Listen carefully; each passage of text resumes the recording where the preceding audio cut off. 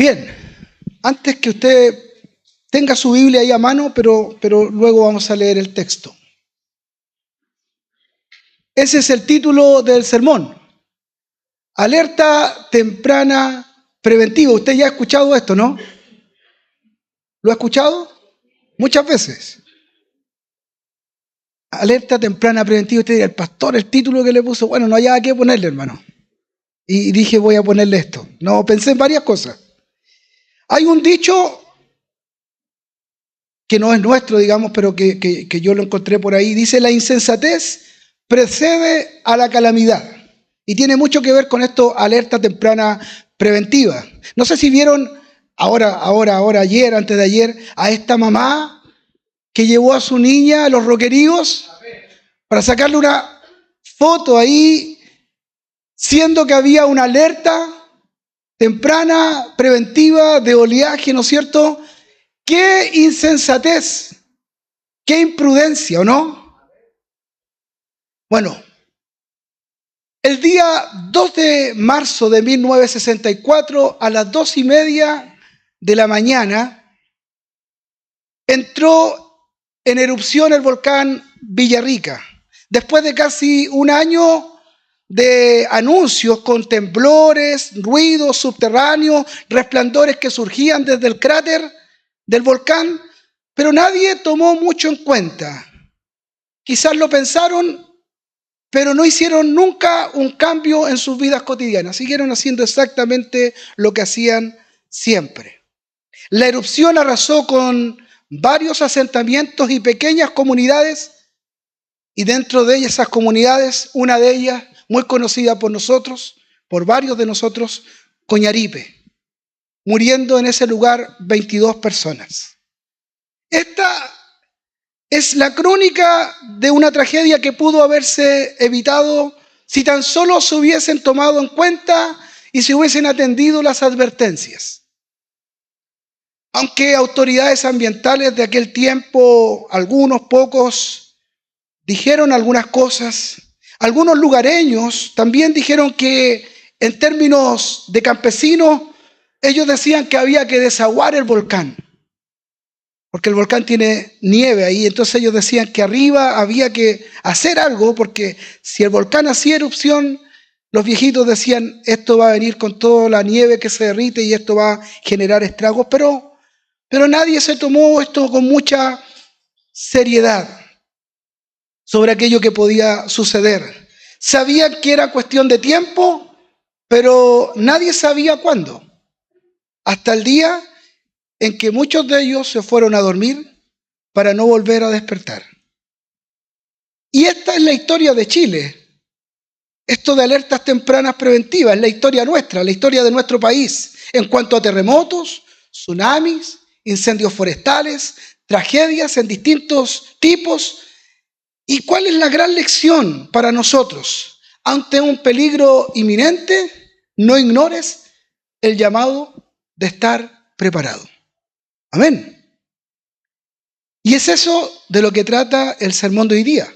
Es eso lo que trata hoy día la parábola que hoy día abordaremos, de la necesidad de estar preparados para lo que nosotros sabemos que es absolutamente seguro. ¿Qué es lo que es absolutamente seguro? Que Cristo viene. Eso es seguro. Porque si no creemos que hay seguridad de eso, entonces aquí estamos perdiendo el tiempo. Pero de algo que estamos seguros es que el Señor volverá en las nubes, volverá en gloria, en poder y majestad. Aunque no sabemos el día y la hora, sabemos que el Señor volverá. Y el Señor, en esta parábola que vamos a leer próximamente, habla de manera directa y en varias otras parábolas de este hecho. De hecho, en el mismo capítulo que vamos a leer, ahí en Mateo capítulo 25, hay 3 parábolas que están hablando acerca de lo mismo. Mateo capítulo 25, verso 1 al 13. La parábola de las vírgenes prudentes y las insensatas.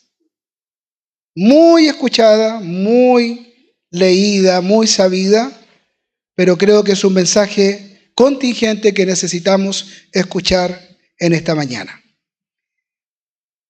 Ahí mismo como está usted sentadito, escuche la palabra del Señor. Dice así: entonces el reino de los cielos será semejante a 10 vírgenes que, tomando sus lámparas, salieron a recibir al esposo. 5 de ellas eran prudentes y 5 insensatas. Las insensatas, tomando sus lámparas, no tomaron consigo aceite, mas las prudentes tomaron aceite en sus vasijas, juntamente con sus lámparas. Y tardándose el esposo, cabecearon todas y se durmieron. Y a la medianoche se oyó un clamor: aquí viene el esposo, salid a recibirle. Entonces todas aquellas vírgenes se levantaron, arreglaron sus lámparas. Las insensatas dijeron a las prudentes: danos de vuestro aceite, porque nuestras lámparas se apagan. Mas las prudentes respondieron diciendo: para que no nos falte a nosotras y a vosotras, id más bien a los que venden y comprad para vosotras mismas. Pero mientras ellas iban a comprar, vino el esposo, y las que estaban preparadas entraron con él a las bodas, y se cerró la puerta. Después vinieron también las otras vírgenes diciendo: Señor, Señor, ábrenos. Mas él respondiendo dijo: de cierto os digo que no os conozco. Velad pues, porque no sabéis el día ni la hora en que el Hijo del Hombre ha de venir. Amén. Alerta temprana preventiva. ¿Cuál es el contexto de esta parábola que hemos leído? Algunas de estas parábolas de Jesús se encuentran en paralelo, y usted puede después en la casa recorrer ahí, y tienen un símil, hace ecos con el Sermón del Monte, aquel discurso maravilloso que el Señor dio a sus discípulos y a los que estaban ahí. Pero después, luego, un año después, el Señor ha llegado a Jerusalén, el Señor comienza a recorrer la ciudad con sus discípulos, y en una ocasión ellos le señalan la gloria del templo. Están mirando, están observando, y la gloria que había ahí, lo majestuoso que era el templo, a lo que el Señor responde que no quedaría piedra sobre piedra que no fuera removido. Eso en el capítulo 24. Preocupados sus discípulos con relación a lo que Jesús les estaba diciendo, entonces le preguntan a Jesús, le dicen: dinos cuándo serán estas cosas y qué señal habrá de tu venida y el fin del siglo. Esa es la pregunta que le plantea. Son como 3 preguntas y es importante entenderlas. Y aunque lo que los discípulos más bien estaban buscando era saciar su curiosidad haciéndole esta pregunta, las preguntas en definitiva eran 2. ¿Cuándo será la destrucción del templo? ¿Y qué señales habrá de tu venida? La respuesta del Señor es amplia. Y quizás podríamos decir que es el discurso más extenso que el Señor tiene, el Señor Jesús, con respecto a temas futuros de lo que ocurrirá. Lo primero que el Señor hace es describir lo que sucederá y la tribulación que acompañará la destrucción del templo, de esto que él había dicho que no quedará piedra sobre piedra, y la cual ocurrió en el año 70 después de Cristo, en la invasión del ejército romano liderados por el general Tito. La ciudad de Judea quedó casi destruida por completa y el templo sin ninguna piedra en pie.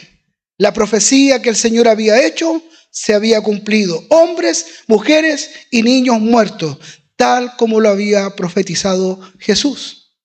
El Señor había anunciado que este sería un periodo de mucha tribulación, pero que no se dejaran confundir aquellos de aquel tiempo, que esa no sería la segunda venida, sino que sería el principio de dolores. Que no creyeran a los falsos cristos, que no creyeran a los falsos profetas, que ese no sería el fin, sino que solo sería el inicio del fin. En adelante el Señor describe lo que habría de caracterizar a este tiempo, del fin, de este inicio del fin. ¿Qué es lo que iba a ocurrir en este tiempo? ¿Qué es lo que iba a pasar después de la destrucción del templo? ¿Qué iba a ocurrir con relación a los anuncios de esta segunda venida de Cristo? Bueno, dice guerras, rumores de guerras, se levantarán nación contra nación. Si les suena conocido, vaya pensando en eso. Se levantarán reino contra reino, el evangelio se extenderá, muchos creyentes iban a morir siendo perseguidos. Este periodo se iba a intensificar cada vez más, pero al final, después de toda esa tribulación, vendrían unas señales en el cielo y entonces el Hijo del Hombre vendría en las nubes. Sin embargo, el Señor hace algunas advertencias. Les dice que en esos días serían como los días de Noé. ¿Y cómo son los días de Noé? Los días de Noé son días que vienen a simbolizar en que la gente está viviendo su vida cotidiana sin ser conscientes de que Cristo viene. Desprevenidos de todo, en sus quehaceres, cada uno preocupado de su vida, sin tiempo para el Señor, sin preocupación con relación a la vida de piedad. Y es justo en ese momento en que todo acabará. Es el momento en que el Señor dice: pero lo único que nosotros también tenemos con claridad, sabemos que Cristo viene, pero la palabra del Señor dice que el día y la hora nadie lo sabe. Amén. En otras palabras podríamos decir, ellos a los que le está hablando el Señor podrían saber cuándo es el tiempo del fin, cuándo comenzaría ese tiempo, pero nadie podía predecir cuándo sería el día definitivo que el Señor vendría. Así que en vista de esto, en vista de esta realidad, ellos debían, si no sabían cuándo vendría el Señor, ni el día ni la hora, pero el Señor les había asegurado que Él vendría, entonces ellos debían vivir preparados, con una vida dispuesta y nunca olvidando que esperaban al Salvador. Porque el Señor prometió volver para hacer justicia a su pueblo. El Señor prometió volver. Ahora no como se fue o como le vimos ahí en la cruz. Ahora le veremos venir en gloria y majestad, con poder y autoridad. Él prometió volver. Y en ese contexto es el que está estas parábolas, para recordarnos a nosotros también hoy día la importancia de estar preparados y de vivir sabiamente mientras Él regrese. Ahí están esas parábolas, 3 parábolas juntas: el mayordomo infiel, la parábola de las vírgenes y la parábola de los talentos. Y la idea del Señor es esta: debido a que nadie sabe el día exacto del regreso del Señor, la espera pondrá en evidencia 2 tipos de personas. Y hacia allá apunta esta parábola. 2 tipos de personas, 2 formas de vivir: los que viven sabiamente y los que viven imprudentemente. Los que viven esperando su venida, los que están con expectativa, los que están constantemente diciendo: Señor, esperamos tu gloria, esperamos verte, esperamos, Señor, que tú aparezcas. Aquellos que esperan. Y también aquellos que aun cuando saben que el Señor vendrá, viven como si eso nunca fuera a ocurrir. Esas son las 2 formas de vivir la vida, no hay otra. Y al final eso es la gran diferencia. El Señor los llama siervos buenos o siervos malos. El Señor los llama prudentes o imprudentes, o fieles o inútiles. En el Señor no hay, el Señor es absoluto. El Señor o es una cosa o es la otra. No podemos estar tratando de vivir la vida cristiana, con un pie adentro y con un pie afuera. O vivimos al Señor o no lo vivimos. Y entonces la venida del Señor Jesucristo es un hecho seguro. Amén. La venida de Cristo es un hecho seguro, va a ocurrir. Y lo esperamos. ¿Cuántos lo esperan? ¿Cuántos lo esperan? Amén. ¿Y cuántos estamos viviendo en relación a esa espera? Ahí es distinto. Siempre tenemos esas dualidades. Amén, si lo esperamos. Pero estamos viviendo a veces nuestra vida completamente ajena. Ningún mensaje es tan claro en términos proféticos que el Señor ha de volver por segunda vez. Lo tenemos muy claro, ahí la Biblia lo expresa. Esta es una doctrina central, es una doctrina cardinal para la fe cristiana, y aunque hay muchas posiciones teológicas acerca del orden, de cómo se darán algunas cosas en el tiempo final, lo cierto es que un día, y pensamos que ese día está cerca, lo cierto es que un día aparecerá el Señor y todo ojo le verá. En eso creemos y en eso confiamos. Pero es lamentable, y es lamentable, parto por decir, por nosotros, partiendo por nosotros, es lamentable que esta palabra, este mensaje, esté tan ausente de nuestros púlpitos.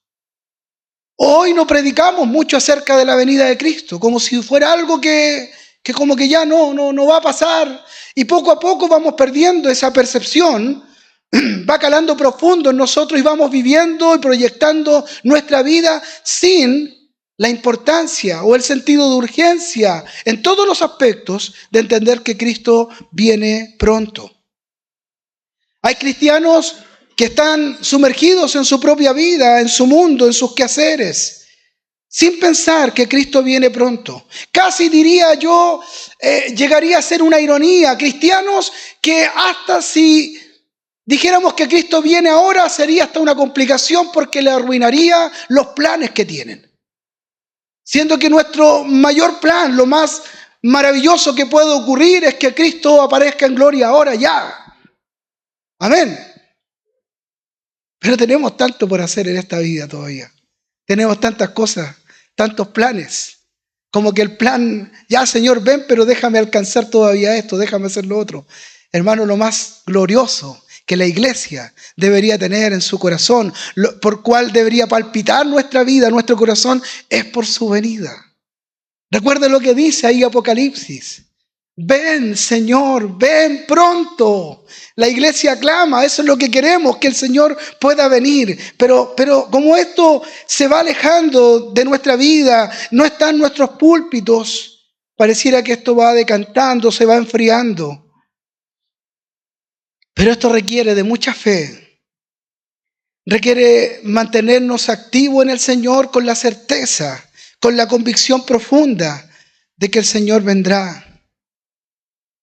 Es algo que aguardamos con esperanza, porque el Señor así nos ha asegurado que ocurrirá. Si no, el cristianismo pierde sentido, hermano. ¿Cómo podríamos, entonces, como pregunta un poco, cómo podríamos esperar una eternidad que no vendrá si no estamos seguros de eso, si no hay una convicción, si no es lo que está moviendo a la iglesia? ¿Cómo tener esperanza en algo que ni siquiera sabemos o tenemos certeza que vaya a suceder? No lo hemos tomado para sí, no lo hemos internizado, o quizás en algún momento sí, pero luego en el tiempo. Yo recuerdo en mis años cuando era niño, creo escuchar mucho más en los púlpitos acerca de que Cristo viene, Cristo viene. Creo que los discípulos, creo que la generación que vino después de Jesús era una generación que estaban esperando ellos ahí. Hebreos capítulo 11, aquel pasaje que nosotros leemos a veces y que muchas veces malinterpretamos diciendo, es pues la fe, la certeza de lo que se espera, la convicción de lo que no se ve, donde a veces ponemos ahí un montón de cosas materiales. No, la convicción de lo que no se ve y de aquello que esperamos con fe es Cristo, su retorno, es su venida. Eso es. La esencia de nuestra fe descansa en esa promesa gloriosa. Escúcheme muy bien esto. Nuestra fe descansa en la esperanza gloriosa de que un día Cristo vendrá.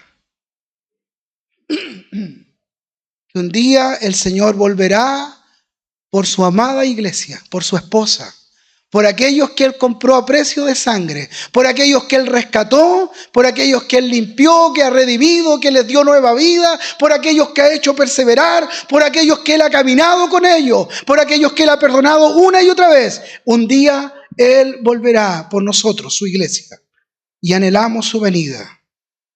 Así que a vista de esta certeza, la demanda de estar preparado no es solo para los que oyeron directamente al Señor, sino que también para nosotros hoy.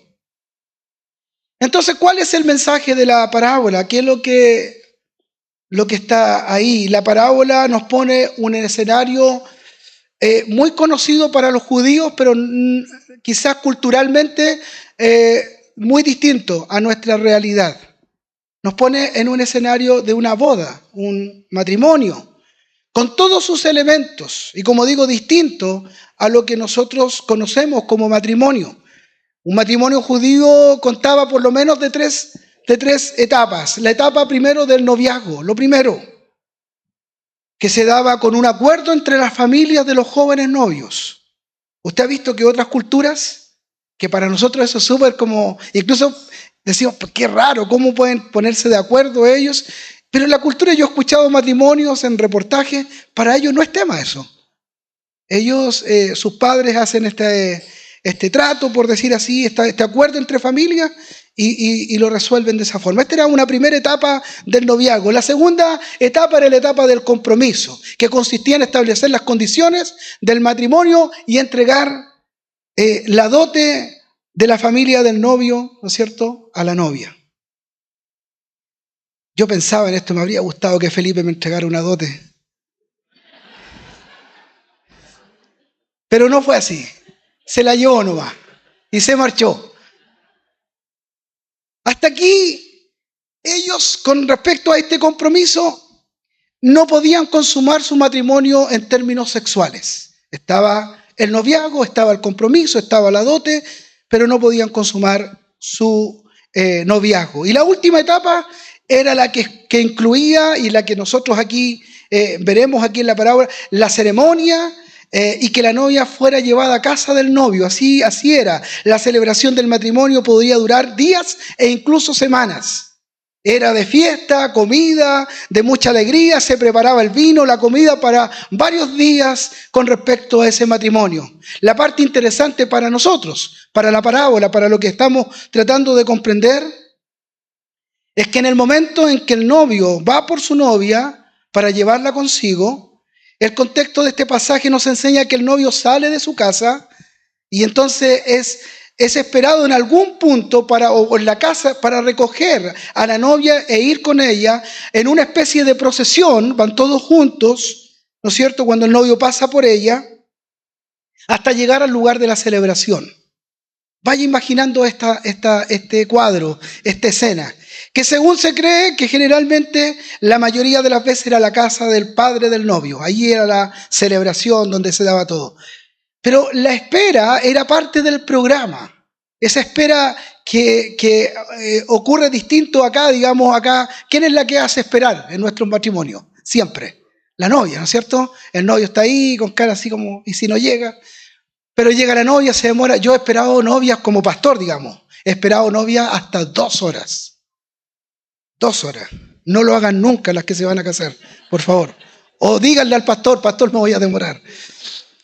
Y ahí estaban, así se daba la espera, era parte del programa. Esto añadía expectativa a todo lo que estaba ocurriendo, hacía despertar mayor interés a todos los que estaban ahí, y claramente de parte de los novios era todo un momento espectacular, hermoso. La novia se rodeaba de jóvenes vírgenes, amigas de su misma edad, una especie de damas de honor que nosotros hoy día vemos en los matrimonios, ¿no es cierto?, los cuales acompañaban en esta espera a la novia y caminaban con ella en esta procesión hasta llegar a la fiesta, hasta el lugar. Ahora bien, en esta parábola se nos dice que hay 10 vírgenes, que eran las que acompañaban a la novia en esta larga espera. Ellas dice que tenían unas lámparas y aceite para mantenerla encendida mientras llegaba el novio.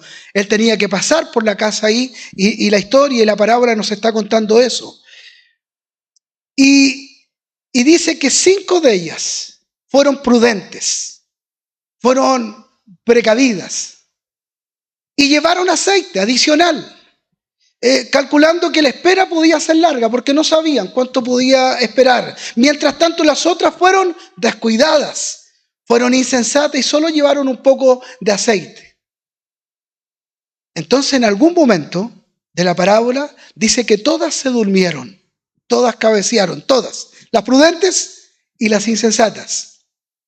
Y cuando de repente fueron despertadas por un grito, y el grito era: aquí viene el esposo, salgan a recibirle. Todo estaba preparado. Recuerden que tenía que caminar esta procesión. La novia estaba esperando al esposo, pero dice que todas cabecearon y al grito de aquí viene el esposo, salgan a recibirle. En ese momento las insensatas se dan cuenta que no tienen el aceite suficiente para la procesión, para el tiempo, hasta llegar al lugar donde tenían que llegar a la boda. Así que le proponen a las prudentes compartir el aceite. Le dicen: convídenos ustedes un poco de aceite porque tenemos muy poco, no sabemos qué hacer. Y las cuales las prudentes, y quiero que usted entienda esto, no es un acto de egoísmo, no fue de mala gente, sino que con sabiduría le dicen: vayan ustedes y consigan en algún lugar, porque de lo contrario no nos va a alcanzar aceite ni a ustedes ni a nosotras. Nos vamos a quedar todos sin aceite. Por lo tanto, vayan. La procesión finalmente sigue la escena, la procesión sigue de la casa de la novia y llegan al lugar de la celebración. Ya tenemos a 5 insensatas que fueron a buscar dónde comprar, dónde conseguir aceite. Las prudentes pudieron porque habían sido precavidas. Llegan al lugar de la celebración y dice que la puerta se cierra. Y no sabemos cuántas horas después, no sabemos cuánto tiempo después llegan las vírgenes que fueron a conseguir aceite, probablemente ahora con sus lámparas llenas. Probablemente ahora vienen diciendo: ya, ahora sí estamos listas. Pero ya el texto nos dice que era tarde, Y dice que pidieron al Señor, al padre del novio quizás, según la tradición, pero no podía dejarlas entrar a participar en la fiesta. Ahora bien, la pregunta es: ¿qué el Señor está queriendo enseñarnos a aquellos que estaban escuchando la parábola ahí? ¿Y qué el Señor está queriendo enseñarnos a nosotros hoy día a través de esta parábola? Y lo que aprendemos de esta parábola, y quizás antes de entrar directamente a la interpretación de lo que aprendemos de esta parábola, debemos saber algo. El significado de esta parábola tenemos que ser también nosotros cuidadosos y también poder enseñar a la iglesia. Debemos saber acerca de la interpretación de las parábolas. Ellas no son misterios ocultos y no es tampoco correcto buscar simbolismo en cada cosa y elemento que aparece ahí en la parábola. Las parábolas son dadas, pero tienen una verdad central. Hay algo, hay un mensaje ahí en medio de ella. Y lo que hacen los elementos es ilustrar esta verdad para hacer más fácil que nosotros podamos recordar. Y así que en este caso particular debemos tener cuidado con asignarle significado individuales a cada cosa. Por ejemplo, al aceite, al novio, al amigo del novio, a la lámpara. No podemos darle un simbolismo a todo eso. Tenemos que encontrar una verdad ahí. Porque eso nos puede desviar del significado central, de lo que realmente el autor o el Señor en este caso quiere decirnos. Y eso podría peligrosamente alejarnos de lo que el Señor quiere enseñar. Muchas veces nosotros, yo también, alegorizamos y nos metemos en esa búsqueda de interpretación y cometemos errores. Así que tenemos 2 caminos para poder encontrar juntos ahora qué aprendemos de esta parábola. O escogemos el camino de la alegoría y le buscamos significado a todo y de esa interpretación personal que cada uno busca, o escogemos el camino de la interpretación que Cristo tiene para esta parábola. Yo creo que el segundo es el más seguro, ¿no es cierto? Que lo que dice Cristo acerca de esta parábola. Y claramente podemos ver aquí que es lo que dice el mismo Señor. Y dice, Él, interpretando esta parábola, dice, velad pues, porque no sabéis el día ni la hora que el Hijo del Hombre ha de venir. Ahí está. Él mismo nos está enseñando y nos está diciendo, por lo tanto no vamos a buscar en los elementos ni darle símbolos. Y debido a que no sabemos cuándo es el día exacto en que el Señor aparecerá, debemos estar alertas, vigilantes siempre. Como lo decíamos al principio, vivimos en un país que habla de estas alertas tempranas preventivas. Todos sabemos que en cualquier minuto aquí en nuestro país puede empezar ¿a qué? ¿A qué? ¿Qué puede pasar? A temblar. No pase ahora, Señor. Pero puede empezar a temblar. ¿Y cuántos tienen el kit preparado? ¿Cuántos tienen el agua preparada? ¿Cuántos tienen las pilas? ¿Cuántos? A ver, ¿cuántos son? Porque hay siempre gente excepcional. ¿Cuántos tienen preparado el kit, digamos, para esas emergencias? ¿Hay alguno? Hermanos, somos todos chilenos. Bueno, mi hermana Osmari también ya se chilenizó. Debemos estar preparados, debemos estar vigilantes para que cuando Él venga, estemos con Él, hermano. Podríamos quizás nosotros dejar ahí las cosas, pero sé que existen algunas preguntas que pueden surgir en nuestra cabeza. La pregunta, ¿cómo o qué significa exactamente estar velando? ¿Qué significa? ¿Cómo puedo yo medir eso?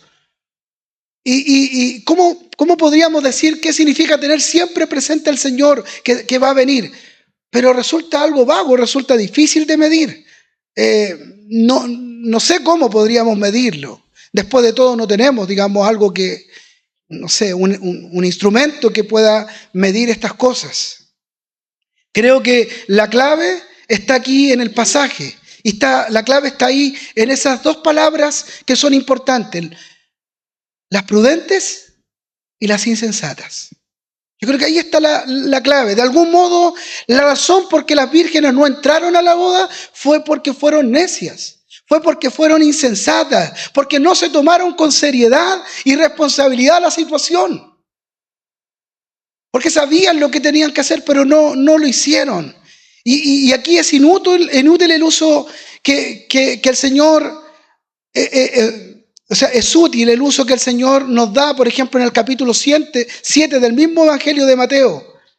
Porque podemos hacer un símil en ese sermón del monte. Al final, dice que los que escuchaban sus palabras, dice que los que escuchan sus palabras y las hacen, los cuales es comparable a un hombre prudente que edifica su casa sobre la roca. Y dice, y los que escuchan sus palabras y no las hacen, los cuales son comparables a un hombre necio que edifica su casa sobre la arena. Esto nos ayuda a ir comprendiendo un poco qué significa vivir de forma prudente o qué significa vivir de forma insensata. Escuchar el mensaje, escuchar lo que el Señor quiere que hagamos y desecharlo y no seguir haciéndolo, eso significa definitivamente ser insensatos e insensatas. Significa vivir de forma imprudente. Significa no considerar al Señor lo que nos está diciendo cada domingo, cada mañana. El Señor está hablando en nuestra vida. Y si no consideramos, somos como aquel hombre que está construyendo su casa en la arena. Y entonces vendrán los vientos, ¿no es cierto? Vendrá el mar y esa casa se destruirá. Podemos deducir entonces que el no estar preparados es vivir como quienes conocen la verdad, pero no la aplican. Y esto es tremendo. Es tremendo porque creo que en el pueblo del Señor, en la iglesia, hoy día muchos de nosotros vivimos de esa forma, de forma insensata, imprudente, sin considerar que el Señor Jesús vendrá. Notemos que aquí en la parábola no está hablando de mundanos y cristianos. Está hablando de cristianos. Está hablando de creyentes verdaderos y podríamos decir, y de creyentes que aparenten ser verdaderos. Ahí está la diferencia.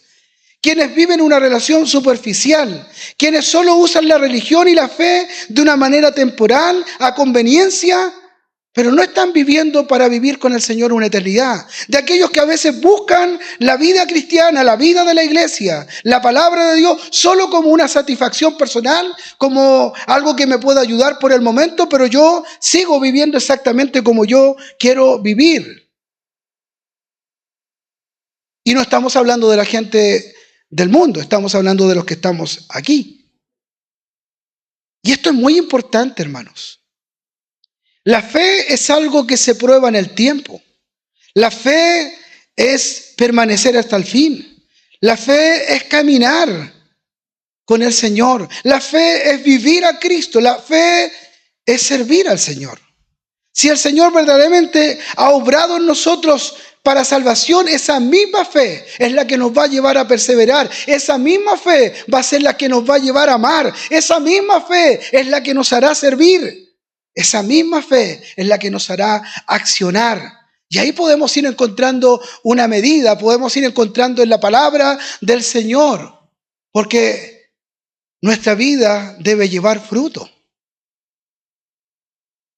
Vamos a pasar por tribulaciones, vamos a pasar por pruebas, pero el Señor sostendrá nuestra vida hasta el fin. Y Él obrará en medio de todo este tiempo. Muchas veces tú y yo nos miramos y vemos cómo estamos y a veces uno dice, debería estar mejor, pero también yo me aferro a la palabra del Señor en ese accionar de Dios en nuestra vida. Aquel que comenzó la buena obra en nosotros, Él la va a terminar. Amén. Pero es una vida que está en esa acción. Y la pregunta que me gustaría que te estuvieras haciendo quizás, si es que estás ahí como intermedio, es ¿cómo sé si yo soy uno de esos? Estar preparado no significa ser perfecto. Amén. Estar preparado no significa ser perfecto. Nadie, el día que venga Jesucristo, que aparezca en gloria, nadie será encontrado perfecto. Ninguno. Pero sí puede el Señor ese día encontrar a aquellos que están viviendo su vida para ese día.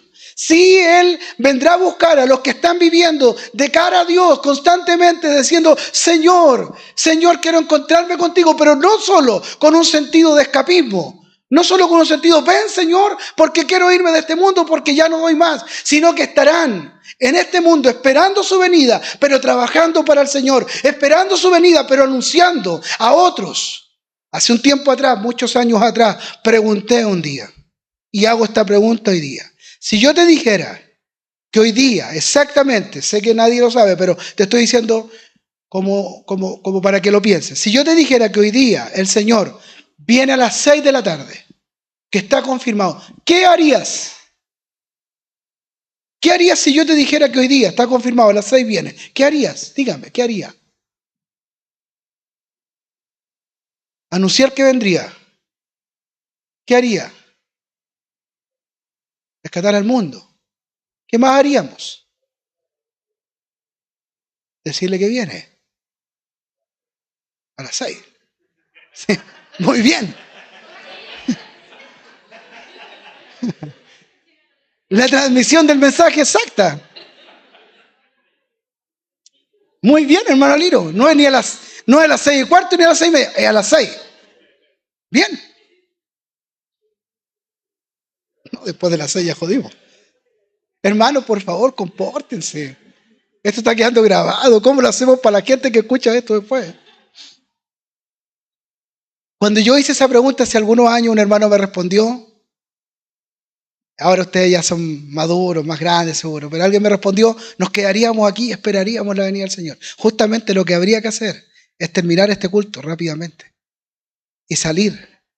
Y el hermano Aliro tenía toda la razón, porque si hay alguien que uno ama, a su familia, no sé, y yo pescaría el teléfono y empezaría a decirle, tienes que volverte al Señor, tienes que hacerlo ahora. El Señor viene a las 6, como dijo el hermano Aliro, viene a las 6. El punto es, ahora fíjese en esto, ¿Por qué? ¿Por qué usted y yo probablemente esta tarde nos vayamos a almorzar y no hagamos esa llamada?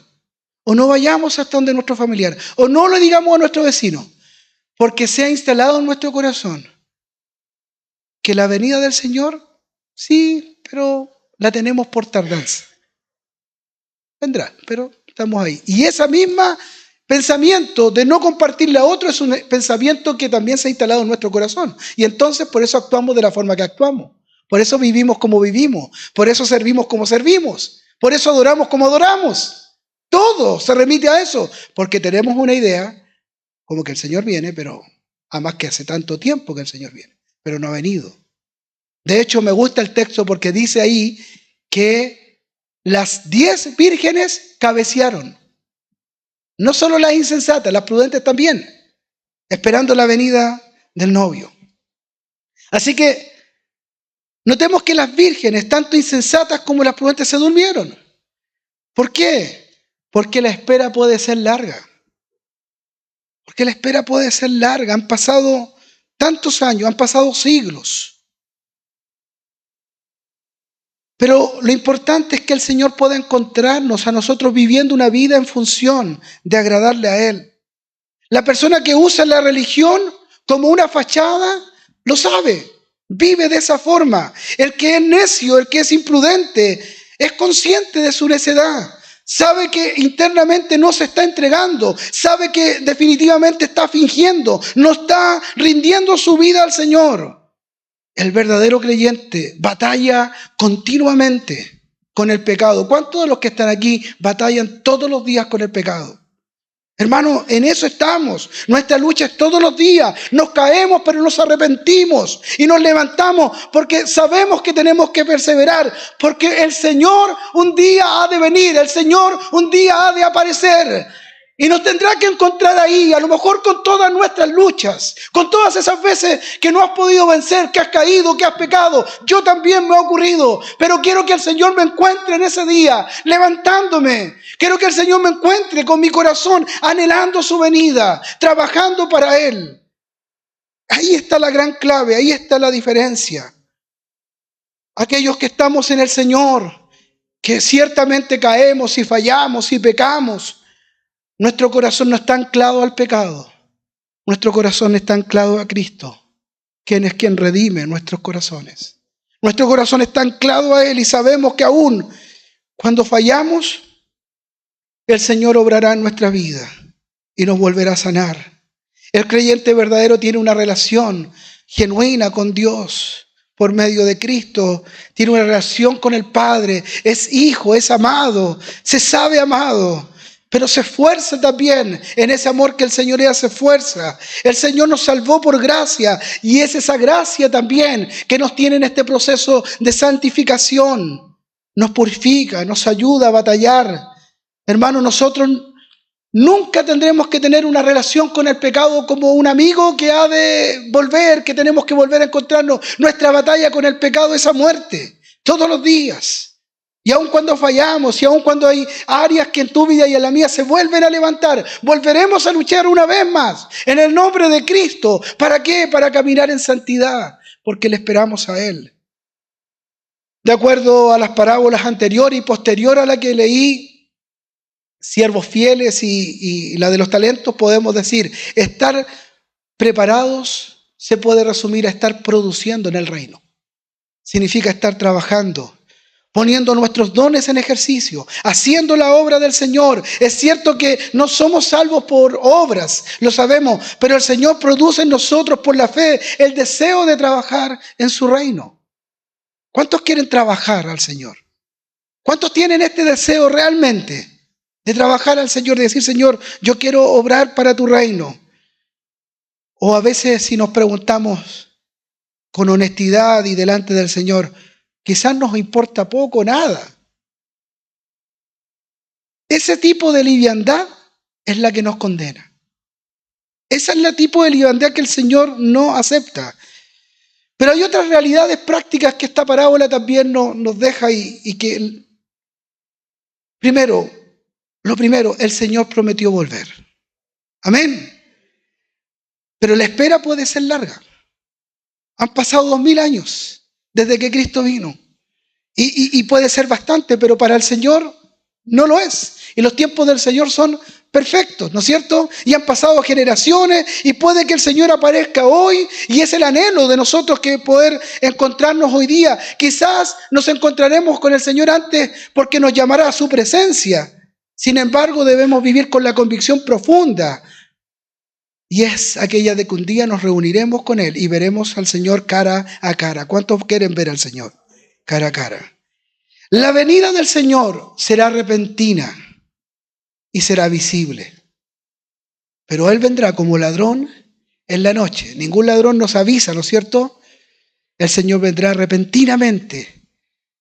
Por eso nadie puede fijar una fecha. Por eso, hermano, nunca se deje engañar. Hoy día en las redes sociales aparecen en los videos. Nunca nadie puede decir cuándo Cristo vendrá, porque aún el Hijo del Hombre dice. Él mismo dice. Entonces nadie puede ponerle a eso fecha. Y por lo tanto, si no tenemos una fecha específica, si no sabemos exactamente, entonces lo que debiera haber en nosotros es prudencia, sensatez, para estar preparados. Y esta preparación es una preparación que no es transferible. Las prudentes tenían aceite, no podían pasarle aceite a las otras. Esta preparación es personal. Cada uno de nosotros debe buscar del Señor. Cada uno debe buscar en lo personal, debe estar alerta. Nosotros no podemos transferir esto a otros. Lo que podemos hacer es predicar, lo que podemos hacer es hablar, es inquietar a tiempo y fuera de tiempo. Esa es nuestra tarea, pero no podemos transferir esto a nuestros hijos ni a nuestra familia, sino que ellos deben conocer al Señor de forma individual. Otra premisa, digamos, otra verdad que la parábola nos muestra. Cuando la puerta se cierre, no habrá más oportunidad. No hay, digamos, otra posibilidad. Cuando la puerta se cierra, igual como en los días de Noé, cuando entró en el arca, en algún momento será demasiado tarde para pretender arreglar las cosas con el Señor. Si estamos aquí hoy día, si tú tienes algo que arreglar con el Señor, si la palabra te está hablando hoy día, no esperes a mañana, porque el día de mañana no te pertenece, ni el minuto de mañana, ni más rato, ni la tarde, no nos pertenece. Por lo tanto, hermano mío, cuando la puerta se cierre, no habrá posibilidad. Es el tiempo ahora. Y si decimos que Cristo viene, Cristo puede venir en cualquier minuto. Y para eso tenemos que estar preparados. Amén. Ahora, esto no debe llevarnos a nosotros a dejar nuestras labores o a atemorizarnos. Esta parábola no tiene la intención de meternos en miedo, en terror. La venida de Cristo no es algo que deba producir en nosotros temor ni miedo, sino que debe producir gozo, debe producir alegría. Casi siempre en esta parábola nos quedamos pensando de aquellos que quedaron fuera. Pero ¿y qué de aquellos que quedaron dentro? ¿Qué de aquellas que entraron a las bodas? ¿Qué de aquellas que se encontraron con el novio? Es glorioso esa escena. Es la escena que usted y yo vamos a vivir, pero es la escena que también el Señor hoy día nos está dando un remesón y nos está diciendo: no nos acostumbremos a vidas religiosas, no nos acostumbremos solo a venir el domingo, vivamos a Cristo en intensidad, amemos al Señor, esperemos su venida, anunciemos el Evangelio, démoslo todo, porque Él lo dio todo por nosotros. Eso es lo que la iglesia debe vivir. Y un día, más temprano que tarde, hermanos, nos encontraremos con el Señor y viviremos el gozo eterno. Y alguien dijo anteriormente, en muchos mensajes se ha dicho, ahí ya no habrá más dolor, ya no van a doler los huesos, ya no va a estar la enfermedad, ya no van a haber billeteras sin plata, y cómo compro mañana, y cómo pago el arriendo, y cómo pago el dividendo. Ya no habrá nada de eso. Ya no habrán crisis existenciales. ¿Quién soy? ¿De dónde vengo? ¿Y hacia dónde voy? A veces nos pasa, aún en el cristianismo, aún estando en el Señor, a veces la vida pierde sentido, nos ocurren cosas que no sabemos qué hacer. Ya no ocurrirá más eso. Habrá un gozo eterno, hermano, para siempre con el Señor. Por lo tanto, nosotros no vivimos nuestra vida cristiana en función de quedarnos fuera. No es eso lo que nos motiva. No es que estamos diciendo, no, hay que hacer lo que dijo el pastor para no quedarnos fuera. No es el terror de quedarnos fuera. La vivimos en función de que el Señor nos ha llamado. Tenemos el privilegio de que Dios nos llamó para estar dentro. Nos llamó para entrar a esas bodas maravillosas, las bodas del Cordero. Y vendrá a buscarnos. Y estaremos en esa procesión. Pero nuestras lámparas tienen que estar llenas de aceite. Y eso significa estar buscando del Señor. No funcionamos en base al miedo. Funcionamos en base al gozo y a la gratitud. Y con esto concluyo. No debemos tenerle miedo a nuestro Señor. Debemos estar gozosos. Hermano, siéntase gozoso. Hermana, siéntase gozosa. Hermano, joven, niño, siéntase gozoso de que en medio de este mundo el Señor le escogió. Nos ha dado una salvación tan grande, tan maravillosa. Y con ese gozo, como dice en caso de Jesús, dice, por el gozo puesto delante de Él. Podríamos también decir, por el gozo puesto delante de nosotros. ¿Cuál gozo? El gozo de que Él nos escogió, de que Él nos amó. Cantábamos antes, que Él nos amó aun cuando éramos pecadores. Romanos capítulo 5, verso 8. El Señor nos escogió no porque éramos buenos, nos escogió porque nos amó. Y ese debe ser el gozo puesto delante de Él. El gozo delante de nosotros debe ser de que queremos vivir para la gloria de Dios. Por lo tanto, en ese mismo gozo perseveramos. Y en vez de producir temor aquel día que Cristo venga, entonces produce en nosotros una alegría maravillosa. Pero también, hermanos, si hoy día estás aquí y definitivamente estás viviendo tu vida como tú quieres, entonces sí debería producir temor estas palabras en ti. Pero un temor que te lleve y te conduzca a un arrepentimiento. Y ahí seguro el Señor traerá paz. Traerá paz a tu corazón y te va a restaurar. Y te va a hacer disfrutar de todo lo que el Señor tiene para nuestra vida. Y también quiero decirte aquí, tú que estás a lo mejor en medio de nosotros, querido amigo, a lo mejor vecino, no sé, que estás acá en este día. Si estás aquí y aún no has entregado tu vida a Cristo, hoy es el día. Hoy es el día de salvación. Tú puedes seguir viviendo tu vida lejos de Jesús. Tal vez pensando que necesitas disfrutar un poco más de lo que este mundo te puede ofrecer. O que puedes vivir un poco de Dios y un poco del mundo, en realidad. Pero si me aceptas un consejo hoy día, si me aceptas una verdad que te pueda decir en esta mañana, te diría que hoy es el día para buscar de Dios con todo tu corazón.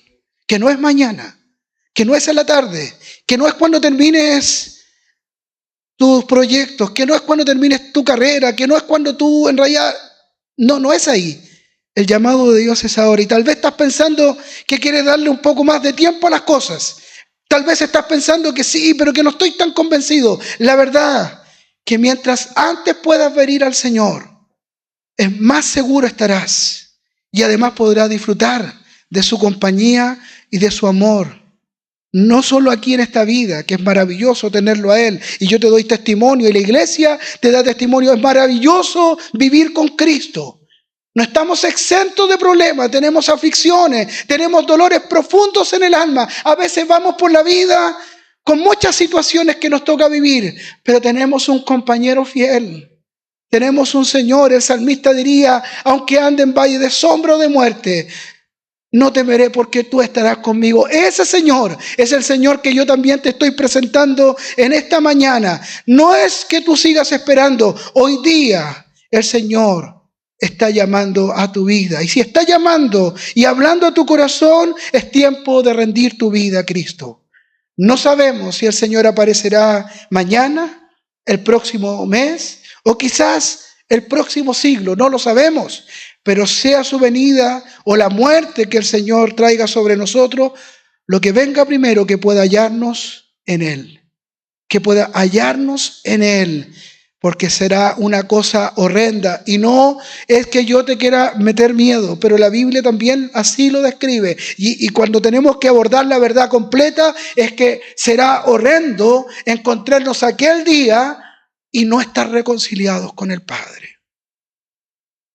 Sus brazos hoy, sus brazos de gracia están abiertos para ti que a lo mejor no conoces al Señor, pero también sus brazos de gracia están abiertos para aquellos que se han frenado, para aquellos que a lo mejor han dicho, me voy a involucrar, pero no tanto, para aquellos que por a lo mejor por dolores que has tenido aún dentro de la misma vida de la comunidad, te ha resentido, o a lo mejor el mundo ciertamente también te ha cautivado y también estás mirando al Señor y las luces del mundo te encandilan y entonces estás ahí.